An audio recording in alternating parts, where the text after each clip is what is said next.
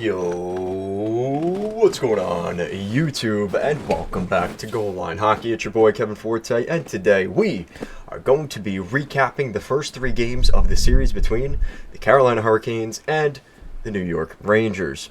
So we haven't done any videos yet on this series, and it's been one of those things where the Rangers are up 3-0 in the series, but it doesn't, if you're watching the games, it doesn't feel like that. Now, it doesn't really matter at the end of the day. The Rangers are up 3-0 in the series, and they could very well win this series on Saturday. But this has been a very tight 3-0 series. So going back to Game 1, let's just look at the scores after each of the first three games going into Saturday. Look at that. So 4-3 Rangers, and then the last two games have gone to overtime, even double overtime. 4-3 Rangers in Game 2, and then 3-2 Rangers in overtime for Game 3. So similar scores, right? Both teams are scoring goals. There's no shutouts. There's no one-goal games. Nobody's scoring one goal or this or that. There is some scoring in this series, and it's all one-goal games. And like I said, two of those going to overtime. One of them going to double overtime. So the way that I'm looking at this series right now is a couple of things.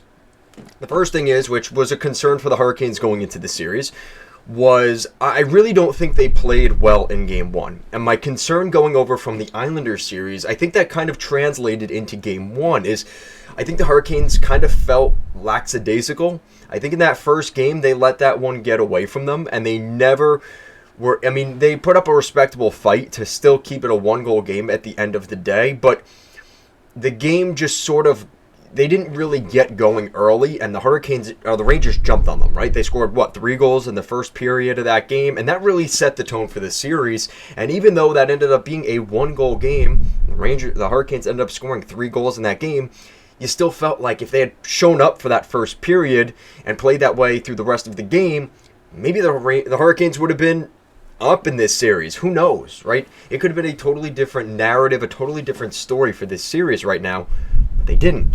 And I think in Game 2 and 3, we saw a lot more of just how good the Rangers are. Not to take away credit from the Rangers in Game 1, but I think the Hurricanes kind of beat themselves more in Game 1. And in Game 2 and 3, the Hurricanes seemed more prepared. Brendan Moore had them ready to go. Just the better team won. And I think Game 3 was a real example of the difference between goaltending. Now, I say this every year, and it is so frustrating because Freddie Anderson always does this. He plays like an elite Vezina goalie against the Islanders, and then against specifically the Rangers, he lets in a beach ball. He looks like a pumpkin out there. And the Hurricanes and their fans have been pretty vocal with that. So we finally see Kochetkov come in for Game 3. And you can't really blame the game on Kochetkov. I don't think the goalie was the problem here. I think just the guy on the other side with Igor Shesterkin really was incredible. I would say the only really bad goal Shesterkin gave up in this series was in Game 1, which was that first goal that he gave up that made it 1-1 in the first period in Game 1 at Madison Square Garden. I would say that's the only bad goal he's given up in this series. And since then, he gave up 3 goals in Game 1. He gave up 3 goals in Game 2. He gave up 2 goals in Game 3. But it's not about, and this is stupid, but it's kind of makes sense. It's not always how many saves you have. It's not always the amount of goals you give up. It's the timing of the goals you give up. And like I said, other than that first period in Game 1 when the Rangers had the early 1-0 lead and he gave it up to make it 1-1, he has not relinquished momentum for the Rangers really much of it all during this series. And I think that's something that really needs to be stated here. That is the difference right now in this series. I think both teams are so close. They're so, in terms of skill, depth, scoring, defense overall, I think both teams are fairly on a similar wavelength. It's just the Rangers goaltending with Shesterkin right now, making saves at the right time. Now, I know he gave up the late goal here in Game 3 to send this to overtime. What was it? A minute 36 left in regulation.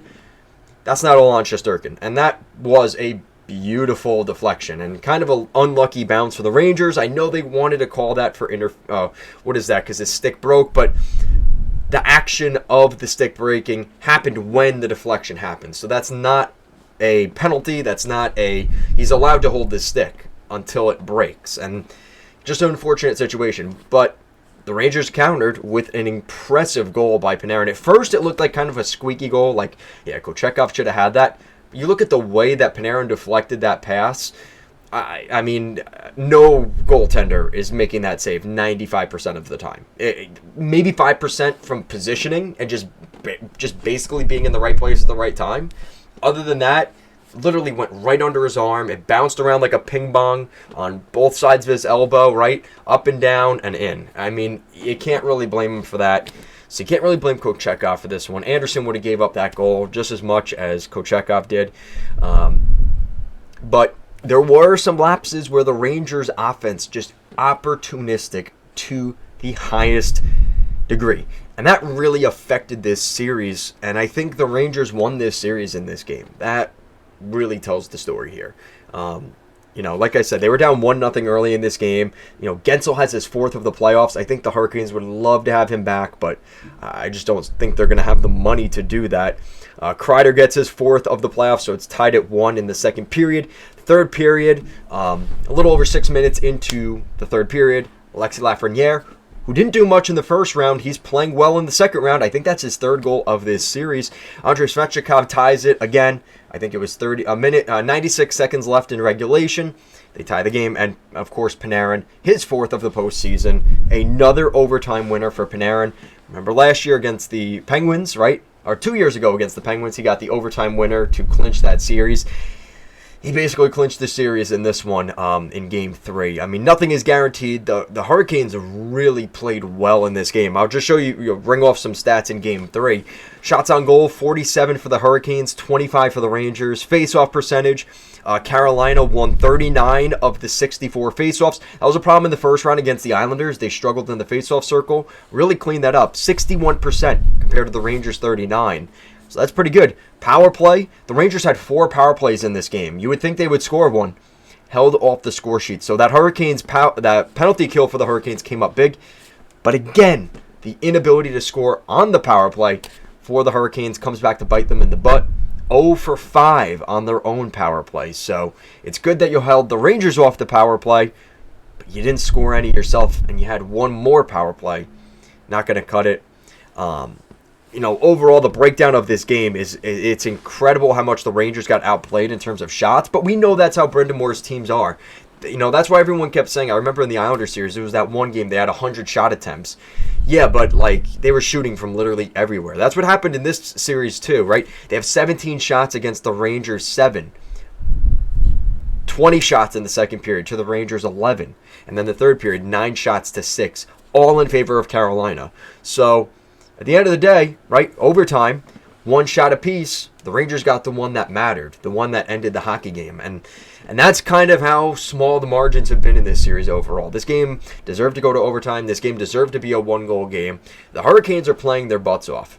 But the Rangers, just the ability to shut things down on the penalty kill, really the dagger in this series, I think looking back, is going to be that Kreider shorthanded goal. And that's really, not only are the Hurricanes not scoring on the power play, but then they give up the shorthanded goal, which the Rangers have been famous for the last couple of months now. This is going back really since the beginning of the year.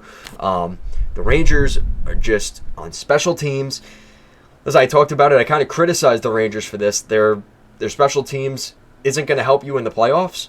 So far it has, and it's made a difference. And like I said, they're dominating in all facets. They go out there on a penalty kill, they're not phased. They go out there on a power play, they're also not phased. And even though they didn't get, like I said, they didn't score on the power play today, they contributed on the penalty kill and scored a goal on the shorthanded side of things. So, like I said, this is tough because that goal really hurt them. And tied the game at 1 in the second, and it just very deflating for the Hurricanes. And the good news is at least Svechnikov is scoring. He's got his 2nd of the series, but Gensel is kind of running the show here for the Hurricanes because we're seeing goals from Lafreniere, Panarin, Trocheck, Zibanejad in this series for the Rangers. We need to see more from Aho. We need to see, as much as Gensel's doing his work, we need to see more from the other guys other than Gensel. like Aho, like Svechnikov, like Jarvis, and they have scored in this series, but they need to score more because the Hurricanes are just getting outgunned by the Rangers, and that's the difference. That and the fact that Shesterkin's playing out of his mind. Really, this is an incredible series. I hope this goes longer than 4 games because of how good these teams are. I know the Ranger fans want this to be wrapped up on Saturday. I totally understand that. But this is an incredible series, and I hope it goes as long as it can, whether that's 5 games or 6 games or 7, whatever. I think it's a disservice to the rest of the league if this series ends in 4 games, but it is what it is. That's how hockey works sometimes. So let me know what you guys think in the comment section down below. Do you guys think the Rangers will sweep the Hurricanes in the second round here, or do you think this will be more of a series and the Hurricanes will kind of fight a little bit more in this series? Let me know what you guys think. And, for my Ranger fans out there, we remember, right, last time they went 7-0 to start the playoffs, and winning the President's Trophy was 1994. It's the 30-year anniversary. Is this the time? Is this the time? I'm not going to say it. Not going to jinx it. I don't want any accountability for this one. But I figured I'd mention that at the end of today's video, guys. Thank you so much for watching. I'll see you again next time.